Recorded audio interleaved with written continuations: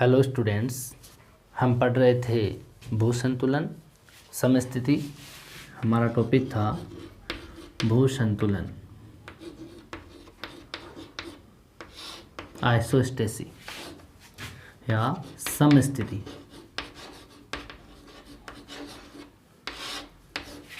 या आइसोस्टेसी।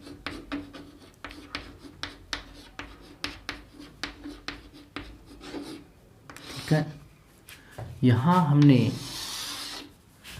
भू संतुलन धरातल के ऊपर जितने भी ऊंचावच हैं उनके अंदर संतुलन कैसे बना हुआ है, जिसमें पर्वत पठार मैदान टिके हुए हैं, इनके अंदर कोई तो संतुलन होगा। उसके लिए हमने कई सिद्धांतों की बात की, जिसमें हमने प्राट की बात की। प्राट की जो संकल्पना, उसमें ऊंचाई और घनत्व के अंदर विलोमानुपाती संबंध होता है, उसकी चर्चा की।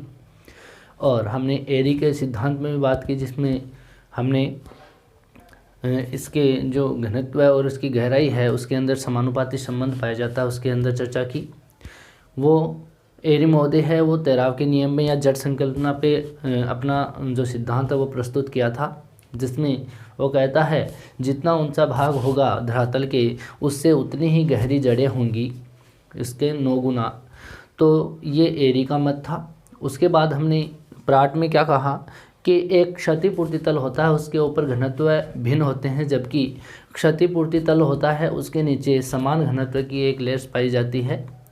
तो यहाँ पे दोनों के विचार मत दोनों के हैं वो अलग अलग हैं। इसके बाद में हम नेक्स्ट विद्वान की बात कर रहे हैं, लॉन्गवेल। विद्वान का नाम क्या है? लॉन्गवेल। लॉन्गवेल का मत। लॉन्गवेल जो विद्वान है ये प्रसिद्ध भूविज्ञानी है।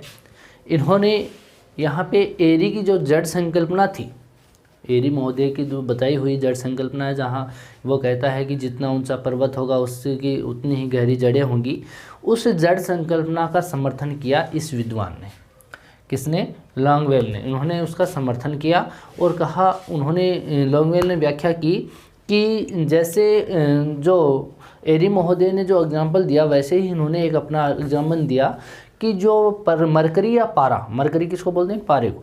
पारे से भरे एक पात्र में विभिन्न आकार के लोहे के टुकड़े डालने पर, विभिन्न आकार के लोहे के टुकड़े डालने पर वह ऊंचाई व गहराई के समानुपाती संबंध के अनुसार तैरने लगते हैं। ये लॉन्गवेल का विचार है। वापस रिपीट कर रहा हूँ। इन्होंने कहा कि पारे से भरे एक बर्तन में विभिन्न आकार के अगर हम लोहे के टुकड़े डाल दें हैं, तो डालने के बाद में वह ऊंचाई और गहराई के समानुपाती संबंध के अनुसार तैरने लगता है। तो उन्होंने भी कैसा संबंध स्थापित किया? यहाँ पर उन्होंने भी ऊंचाई और गहराई का संबंध स्थापित किया। ऊंचाई का समानुपाती संबंध होता है गहराई के साथ। ये कहते हैं जितना ऊंचा भाग होगा उसकी गहराई यानी उसकी जड़ें उतनी ही गहरी, उसकी 9 गुना गहरी जड़ें होंगी। जैसे ज़्यादा ऊंचा भाग होगा तो उसकी गहरी जड़ें भी इसकी गहरी ही होगी। ठीक है, तो यहाँ पर इस सिद्धांत पर उन्होंने अपना सिद्धांत प्रस्तुत किया। इस मत को हम इन्होंने कहा कि ये जो एरी महोदय हैं, उस एरी महोदय की जो जड़ संकल्पना है उसी के अकॉर्डिंग वाली जो कड़ी है, उन कड़ी को जोड़ते हुए उन्होंने उसका समर्थन प्रस्तुत कर दिया। ठीक है। दूसरा जो विद्वान था हेफोर्ड व बोवी। महत्वपूर्ण सिद्धांत माना जाता है हेफोर्ड बोवी का भी भू संतुलन के रूप में। विद्वान का नाम है हेफोर्ड तथा बोवी, 2 विद्वान हैं। अवधारणा हेफोर्ड और बोवी। हम हेफोर्ड के बारे में देखते हैं। तो जो प्राट है, प्राट ने जो सिद्धांत दिया था अपना क्षतिपूर्ति तल वाला, उससे मिलते जुलते ही अपना एक अलग मत का प्रतिपादन किया इन्होंने, हेफोर्ड व बोवी ने। जैसे प्राट ने दिया था उसी के अकॉर्डिंग इन्होंने भी अपना जो सिद्धांत दिया था वो उससे मिलता जुलता था। ठीक है, तो हेफोर्ड के अनुसार हम देखें तो धरातल के नीचे, ध्यान से सुनना इसको, धरातल के नीचे अलग अलग घनत्व के भाग विद्यमान है। धरातल के नीचे अलग अलग घनत्व के भाग विद्यमान है, परंतु अलग अलग भाग विद्यमान है, परंतु धरातल के नीचे कुछ गहराई में एक ऐसा तल है मिलता जुलता तो प्राट से ही है, क्षतिपूर्ति तल वाला ही है, लेकिन इनका जो विचार था वो अलग है। ध्यान से समझना इसको कि धरातल के नीचे अलग अलग घनत्व के भाग विद्यमान है, परंतु धरातल के नीचे कुछ गहराई में एक ऐसा तल है जिसके ऊपर घनत्व में अंतर होता है तथा नीचे की तरफ घनत्व समान होता है। इसको हेफोर्ड ने समतोल तल कहा है। इसको हेफोर्ड ने क्या कहा है? समतोल तल। वापस रिपीट कर रहा हूँ, धरातल के नीचे कुछ गहराई में एक ऐसा तल होता है जिसके ऊपर घनत्व में अंतर होता है, परंतु नीचे की तरफ अगर घनत्व देखें तो समान होता है। इसको हेफोर्ड ने क्या कहा? समतोल तल। क्या कहा? समतोल। जबकि उसने क्या कहा था? क्षतिपूर्ति तल। ठीक है, इन्होंने देखो यहाँ पे ये कहते हैं ये धरातल है, इस धरातल के नीचे यहाँ पे बात करें तो कुछ गहराई पर यहाँ पे देखें तो एक ऐसा तल है जिसके ऊपर यहाँ तक तो देखें तो यहाँ घनत्व असमान है, परंतु इसके नीचे ये भाग है, इस भाग में घनत्व क्या है? समान है। तो इस तल को इन्होंने क्या कहा? समतोल तल। क्या कहा? समतोल तल का। ठीक है, इस तल के ऊपर घनत्व तथा ऊंचाई के मध्य विलोमानुपाती संबंध बताया इन्होंने। किसके मध्य बताया? घनत्व तथा ऊंचाई के मध्य। घनत्व तथा ऊंचाई के मध्य कैसा संबंध है? विलोमानुपाती संबंध। इस सिंबल को हम क्या कहते हैं? बटे में लेते हैं तब विलोमानुपाती संबंध, उल्टा संबंध। ठीक है, यानी घनत्व बढ़ेगा तो ऊंचाई घटेगी। यहाँ पे देखेंगे यहाँ पे ये पर्वत है, ये पठार है, ये मैदान है। ये क्या है? मैदान है। पर्वतों की ऊंचाई बढ़ेगी तो ये घटेगा, ये बढ़ेगा तो ये घटेगा। पर्वत ऊंचे हैं तो घनत्व क्या होगा? कम घनत्व है, ऊंचाई अधिक। ठीक है, यहाँ पे पठार है तो पठार की ऊंचाई कम है, ऊंचाई कम अधिक घनत्व है। समझ रहे हो बात? तो यहाँ पे हम देखते हैं मैदान है, उसकी ऊंचाई कम है तो इसका और अधिक घनत्व हो गया। तो ये कहता है कि जो ये समतोल तल है या इस तल के ऊपर हम घनत्व और ऊंचाई को देखें तो इनके मध्य में विलोमानुपाती संबंध होता है, यानी एक बढ़ेगा तो दूसरा घटेगा। ठीक है, ये जो तल होता है ये जो तल होता है ये जो तल होता है वो 100 किलोमीटर की गहराई पर होता है। ये धरातल है, धरातल से कितनी गहराई है? 100 किलोमीटर की गहराई। 100 किलोमीटर की गहराई पर जो तल होता है उसको समतोल तल कहा है इसने। इस तल के ऊपर कम घनत्व वाली जो चट्टानी भाग हैं उनकी ऊंचाई अधिक होती है, जो कि मान लो पर्वत है। ठीक है, तो यहाँ पे पर्वत जैसे हैं उनकी ऊंचाई अधिक होगी, और अधिक घनत्व वाली जो चट्टानी भाग हैं जैसे मैदान है या पठार है उनका घनत्व क्या होगा? यहाँ पे अधिक होगा। ठीक है, तो यहाँ पर इस ऊंचाई के अकॉर्डिंग हम अधिक घनत्व वाले चट्टानी भागों को इसके तली वाले क्षेत्र में देख सकते हैं। फिर हम कहें कि समतोल जो विचारधारा है इसको स्पष्ट करने के लिए एक बोवी नाम का विद्वान था। ये तो किसकी बात है? ये तो हेफोर्ड की बात है। ये बात तो किसने कही है? हेफोर्ड ने। ठीक है, अब एक विद्वान है इसके साथ में बोवी। विद्वान का नाम क्या है? बोवी। बोवी जो विद्वान है इन्होंने एक उदाहरण देकर के या उदाहरण का सहारा लिया, यूँ मानो कि उस उदाहरण के अनुसार इन्होंने कहा कि लोहा, चांदी, तांबा, सीसा, पायराइट, जस्ता, टिन, निकिल इनके बराबर चौड़ाई और मोटाई के 8 टुकड़े उन्होंने लिए। 8 टुकड़े इन्होंने लिए, लेकिन 8 टुकड़ों की लंबाई और चौड़ाई और मोटाई तो समान थी। वहाँ उनकी चौड़ाई और मोटाई तो क्या थी? समान थी।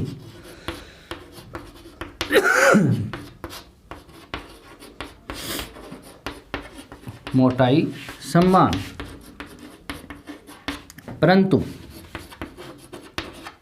लंबाई में भिन्नता थी, लंबाई में भिन्नता।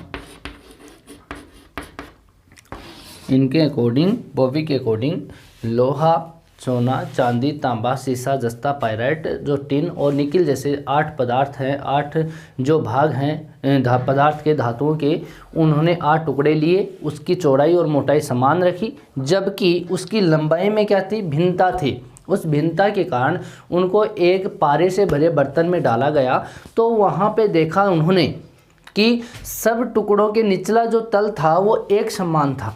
यानी उन्होंने क्या कहा कि एक ऐसे बर्तन लिया उन्होंने, यहाँ पे उन्होंने जैसे मानो ये शीशा हो गया, लोहा हो गया, पायराइट हो गया, टिन हो गया, ऐसे पदार्थ लिए और इसमें पारे में डाल दिए।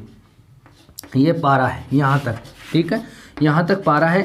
अब इस पारे में ये जब टुकड़े डूबे हैं तो इसमें उन्होंने बताया कि इन टुकड़ों के जो निचला तल है वो एक सिद्ध रेखा में है।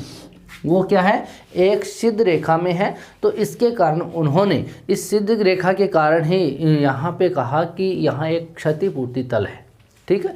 यानी ये कहते हैं कि उन्होंने साथ साथ में ये भी कहा कि अगर घनत्व कम है, इन टुकड़ों के कम घनत्व वाले टुकड़े हैं तो अधिक ऊंचाई में होंगे, और अधिक घनत्व जिस टुकड़ों के हैं वो कम ऊंचाई में होंगे। यानी अगर हम लोहे की बात करें तो इसका घनत्व यहाँ पे ज़्यादा है, तो ज़्यादा घनत्व के कारण इसकी ऊंचाई क्या होगी, कम होगी। यानी दोनों में कैसा संबंध है, विलोमानुपाती संबंध है। तो इसलिए इन्होंने यहाँ पे दोनों ने, हेफोर्ड और बॉवी ने, दोनों ने इस क्षतिपूर्ति तल वाला भाग है इसको यहाँ पे प्रदर्शित किया है। यहाँ पे इसकी गहराई दोनों ने कितनी मानी है, दोनों ने 112 किलोमीटर की गहराई पर माना है इसको। कितना माना है, 112। यानी 100 तक तो धरातल से तो स्टार्ट होता है और इसका जो भाग है वो 12 किलोमीटर चौड़ा है, ठीक है। तो ये बात किसने कही है, हेफोर्ड और बॉवी ने कही है, ठीक है। इसके बाद में बात करते हैं हम जोली की। एक विद्वान है जोली, ये तो हो गया हेफोर्ड और बॉवी। अब जो विद्वान है वो है जोली। जोली की अवधारणा,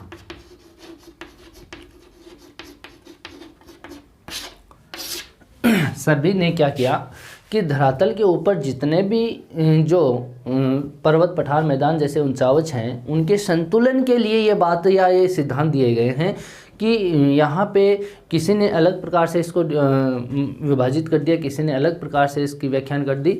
तो यहाँ पे हम कह सकते हैं कि जो जोली महोदय हैं उन्होंने 1925 में अपना एक सिद्धांत दिया। इन्होंने 1925 में बताया, अपना मत प्रस्तुत किया। तो उसमें कहा कि हेफोर्ड और जो बॉवी ने जो मत दिए हैं उनका विखंडन करते हुए उन्होंने बताया, उनका साथ नहीं दिया। जैसे उन्होंने बताया उसके विपरीत इन्होंने बताया। यानी बात वैसी ही है लेकिन उनके सिद्धांत का विखंडन कर डाला और कहा कि जो हेफोर्ड है, हेफोर्ड के अनुसार जो बताया गया क्षतिपूर्ति तल होता है जिसके आधार पर या हम कह सकते हैं कि जिसके ऊपर घनत्व बदलता है परंतु नीचे के घनत्व समान होते हैं। जोली ने बताया कि व्यवहार में ऐसी कोई बात नहीं हो सकती। जैसे हेफोर्ड ने क्या कहा कि क्षतिपूर्ति तल है, इसके ऊपर घनत्व बदलता है, नीचे घनत्व समान रहता है, एक सीधी लाइन है जो कि यहाँ पे समतोल रेखा या क्षतिपूर्ति तल है। ऐसी बात कही है हेफोर्ड और बॉवी ने। लेकिन जोली महोदय है उन्होंने कहा कि ऐसे व्यवहार में ऐसी कोई क्रिया नहीं होती। अगर ऐसा हो जाए, अगर ऐसा हो गया तो भूगर्भिक जो हलचलें हैं, भूगर्भिक जो क्रियाएं हैं उनके द्वारा जो क्षतिपूर्ति तल है, जो हलचल होती है अंतर्जात बलों के कारण, वहाँ पर वो क्षतिपूर्ति तल वो नष्ट हो जाए। अगर भूगर्भ के अंदर ऐसा कोई क्षतिपूर्ति तल भी बन गया मानो, तो व्यवहारिक रूप में अगर हम उसको देख नहीं सकते, क्योंकि भूगर्भिक जो हलचलें होती हैं, जो अंतर्जात बल होते हैं, वो उसको नष्ट कर देंगे। तो यहाँ पे ऐसी कोई क्रिया नहीं हो सकती। इनके अनुसार जो जोली है उनके अनुसार ये कह सकते हैं कि समान घनत्व वाला जो क्षेत्र है, जो समान घनत्व हेफोर्ड बॉवी ने बताया कि एक समान घनत्व है, उसके नीचे 10 मील यानी 16 किलोमीटर मोटी एक परत होती है। उन्होंने क्या कहा, वो तो एक रेखा के रूप में यहाँ पे इसको विभाजित कर दिया, लेकिन जोली महोदय क्या कहते हैं कि वो समान घनत्व का एक जो परत है उसके नीचे 10 मील मोटी यानी 16 किलोमीटर मोटी एक परत होती है, और उस परत के कारण जिसके घनत्व में परिवर्तन पाया जाता है, यानी ऊपर की बात करें तो उसके घनत्व में क्या पाया जाता है, परिवर्तन पाया जाता है। इस 10 मील मोटी परत में कम घनत्व वाले जो क्षेत्र हैं वो नीचे तक अपने हल्के पदार्थ वाले धरातल के रूप में डूबे रहते हैं, जबकि अधिक घनत्व वाला जो भाग है वो भारी पदार्थ से भरा होता है। उन्होंने ये बात कही है कि जो 10 मील मोटी परत है उस परत में कम घनत्व वाले जो क्षेत्र हैं, जिसमें पर्वत चट्टानी भाग हो सकते हैं, जिसके नीचे हल्के पदार्थ वाले धरातल पर वो हल्के धरातल के रूप में वो उसके ऊपर डूबे रहते हैं। उस 10 मीटर मोटी जो परत है, 10 मील मोटी परत है उसके अंदर, और जो अधिक घनत्व वाला भाग होगा वो पदार्थ होगा वो उसके अंदर भरा होता है। ठीक है, ये स्पष्ट किया जोली ने कि क्षतिपूर्ति को एक रेखा न मानकर 10 मील मोटी एक परत के रूप में माना जाए। इस प्रकार जोली के इस मत को अगर हम बात करें तो हेफोर्ड और बॉबी के मत का तो समर्थन इन्होंने नहीं किया, लेकिन इन्होंने एरी का जो जड़ संकल्पना है या तेराव का नियम है उसके काफ़ी नज़दीक रहा इनका मत, क्योंकि इन्होंने जैसी बात बताई है वैसी बात जो एरी का जो तेराव का नियम वाला है, जो पलावी हिम के रूप में हम मानते हैं, आइसबर्ग के रूप में मानते हैं, तो उसमें हम इसको देख सकते हैं। ठीक है, यानी तेराव के नियम में। तो इन्होंने ये कहा कि इस मत के अनुसार ये भी कह सकते हैं कि जो भूपृष्ठ है या भूपटल है इसके हल्के पदार्थ होते हैं वो सियाल के बना होते हैं। सियाल का मतलब होता है सिलिका और एल्यूमिनियम। ठीक है, सियाल के बने होते हैं जिसका घनत्व कम होता है, 2.67 होता है, तथा इसके नीचे जो भूगर्भ है, भूगर्भ जो बना हुआ है वो सीमा का बना हुआ है, यानी सिलिका और मैग्नीशियम का बना है, जिसका घनत्व 3 ग्राम प्रति घन सेंटीमीटर होता है। तो इस सीमा के ऊपर भूपृष्ठ जो होता है वो प्लावी हिम के रूप में तैर रहा होता है। इन्होंने ये बात कही है। इस सिद्धांत के अनुसार यही स्पष्ट होता है कि इस जो भूपृष्ठ है, धरातल है, इसका ऊपरी भाग तो सियाल का बना होता है, यानी सिलिका और एल्यूमिनियम का बना होता है, जिसका घनत्व कम होता है, 2.67 ग्राम प्रति घन सेंटीमीटर होता है, जबकि जो भूगर्भ है यानी पृथ्वी के अंदर का भाग है वो सीमा से बना हुआ है, यानी सिलिका और मैग्नीशियम से बना हुआ है, जिसका घनत्व अधिक होता है, यानी इससे सियाल से अधिक होता है, 3 ग्राम प्रति घन सेंटीमीटर। इसलिए जो क्रस्ट वाला भाग होता है वो सीमा पर तैर रहा है, यानी मेंटल पर तैर रहा होता है, तो प्लावी हिम की तरह तैर रहा होता है, यानी आइसबर्ग, यानी बर्फ के जो टुकड़े पानी के अंदर जैसे तैरते हैं वैसे ही ये जो सियाल है वो सीमा के ऊपर तैर रहा होता है। ठीक है, तो जोली का ये मत है। उसके बाद हम बात करें कि जो हिस्केनिन है, एक विद्वान है हिस्केनिन। जोली के बाद में अगला जो विद्वान है उस विद्वान का नाम क्या है, हिस्केनिन। हिस्केनिन का मत। इस विद्वान ने भी अपना जो सिद्धांत प्रस्तुत किया है। इन्होंने जो धरातल के ऊपर जो ऊंचावच है उनके जो लंबवत रूप में उन्होंने असमान घनत्व बताया, जबकि क्षैतिजीय रूप में समान घनत्व प्रदर्शित किया। इन्होंने कहा कि यहाँ पे कोई पानी से भरा हुआ बर्तन मानो या धरातल मानो, ये क्या है, धरातल है। अब ये कहता है कि इसके ऊपर जैसे ये पर्वत है, यहाँ पर ये पठार है, ये मैदान है, तो इन्होंने यहाँ पे कहा कि ये लंबवत रूप में है, तो यहाँ पे लंबवत रूप में असमान घनत्व पाया जाता है, असमान घनत्व पाया जाता है, जबकि क्षैतिजीय रूप में, ये क्षैतिजीय रूप है, क्षैतिजीय यहाँ पे हॉरिजेंटल क्षैतिजीय रूप, इसके अंदर समान घनत्व है, समान घनत्व है। इसको आप यूँ देख सकते हो। अगर यहाँ पे देखें तो यहाँ पे घनत्व अलग प्रकार का है, यहाँ का घनत्व हो देखोगे आप इस क्षेत्र का तो यहाँ पे आपको अलग प्रकार का घनत्व दिखेगा, और यहाँ पे देखोगे तो आपको अलग प्रकार का घनत्व दिखेगा। इसका कहने का मतलब है पर्वतों का ये ऊपरी भाग है तो इसका घनत्व क्या होगा, असमान होगा। यहाँ लंबवत रूप में देखोगे यहाँ पे घनत्व कम है, यहाँ पे इससे यहाँ पे ये कहा इन्होंने, ये बात भी ध्यान में रखना कि ऊपर घनत्व कम है, जैसे मध्य और निम्नवर्ती क्षेत्रों में आओगे तो इसमें क्रमशः घनत्व में वृद्धि देखने को मिलेगी। इन्होंने ये बात भी कहा। यानी धरातल के ऊपर स्थित जो उच्चावच हैं, अगर उनको लंबवत रूप में हम देखें तो उसका ऊपरी भाग वहाँ पे कम घनत्व का पदार्थ होगा, जबकि इसके जो नीचे की ओर अगर हम आए तो नीचे की ओर आने पर है क्रमशः घनत्व में वृद्धि हमें देखने को मिलेगी। तो इन्होंने कहा कि पर्वत के ऊपरी भाग में कम घनत्व है, जैसे जैसे हम नीचे की तरफ हाइट में आएंगे तो इसके क्रमशः घनत्व में वृद्धि होगी, जबकि ऐसे घनत्व समान होगा। समझ रहे हो, इस भाग में घनत्व समान है, यहाँ पे घनत्व समान है, जबकि ऐसे घनत्व में असमानता पाई जाती है। हिस्केनिन ने अपना ये सिद्धांत प्रस्तुत किया। इन्होंने कहा जो यहाँ पे भू संतुलन बनाए हुए हैं उच्चावच, वहाँ पे लंबवत रूप में असमान घनत्व और क्षैतिज रूप में समान घनत्व है। तो यहाँ पे हिस्केनिन का मत ये प्रस्तुत करता है। इसके बाद में एक विद्वान और है जिन्होंने अपना यहाँ पे सिद्धांत प्रस्तुत किया। उस विद्वान का नाम है ऑर्थर होम्स। विद्वान का नाम क्या है? Arthur Holmes. इस ऑर्थर होम्स महोदय ने एरी की जो जड़ संकल्पना है उसका समर्थन किया है। जो धरातल पर स्थित जो उच्चावच हैं उनमें स्थापित जितने भी संतुलन हैं, ऊपरी सतह और आंतरिक भाग दोनों में इन्होंने स्थापित माना है। दोनों के अंदर संतुलन कैसे माना? उन्होंने जैसे सामान्य तरंग सिद्धांत के आधार पर हम पर्वतों के निर्माण की व्याख्या करते हैं, वैसे ही भू संतुलन के विश्लेषण इन्होंने किया। तो इन्होंने ऊपरी सतह जो है वो समतल जो स्थापना के रूप में आंतरिक भाग में जो मेंटल है या सीमा है उस पदार्थ पर अधः प्रवाह के आधार पर संतुलन स्थापित होने का यहाँ पे समर्थन किया है। जैसे यहाँ पे मानो ये भाग है, ये वाला क्रस्ट वाला यानी सियाल वाला परत है, इसके अंदर पर्वत है, पठार है और मैदान है। इसके भाग में यहाँ पे ये मेंटल का भाग है, ये तो क्या है? सियाल है, और ये मेंटल यानी सीमा है। ये क्या है? सीमा है। इस पर्वतीय क्षेत्र में अगर हम देखें तो इस पर्वतीय क्षेत्र के अंदर यहाँ पे अनाच्छादनात्मक जो प्रक्रम है, अनाच्छादनात्मक जो प्रक्रम होते हैं जिसके अंदर अपक्षय अपर्दन होता है, तो उसके कारण इस पर्वतों के ऊपरी भाग से जो नदी के रूप में नाले निकलते हैं वो यहाँ कटाव क्रिया करते हैं, और कटाव करके इस ऊपरी भाग का जैसे यहाँ पे इस भाग तक का कटाव कर दिया जाता है। ठीक है, यहाँ पे कटाव करके जो ये मलबा लेकर के आते हैं, अवसाद लेकर के आते हैं, उस अवसाद को यहाँ पे समुद्र में डाल देते हैं। ये समुद्र है, तो इसके अंदर यहाँ अवसाद की क्रिया जम जाती है। यहाँ अवसाद की क्रिया जमने से वो दबाव यहाँ लगेगा, और इस धरातल में आंतरिक भाग में जब ये प्लेट जाएगी तो यहाँ का मैग्मा है, ये जो भाग है नीचे की तरफ आकर के इस भाग तक आएगा।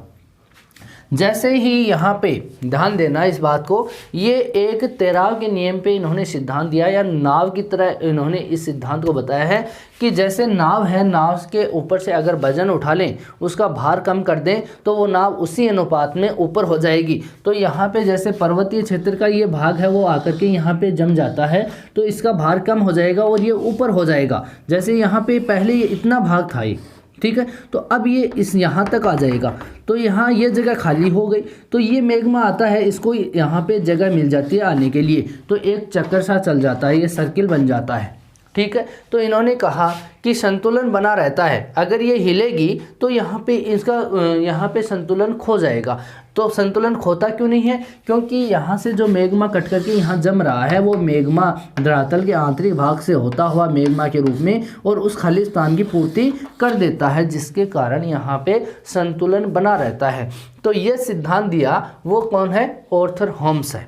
ठीक है, इन्होंने ऑर्थर होम्स ने अपना ये सिद्धांत प्रस्तुत किया। तो भू संतुलन के रूप में हमने किन किन विद्वानों की चर्चा की? हमने एरी की चर्चा की और प्राट की चर्चा की, लॉन्गवेल की हेफोर्ड और बॉवी की, जोली की भी चर्चा की हमने, और उसके बाद हिस्केनिन और ऑर्थर होम्स, इनके इतने सिद्धांतों को हमने पढ़ा है। ठीक है, इसके बाद में हम ये टॉपिक यहीं पर समाप्त होता है। आगे नेक्स्ट वीडियो में न्यू टॉपिक की चर्चा करेंगे। Thank you.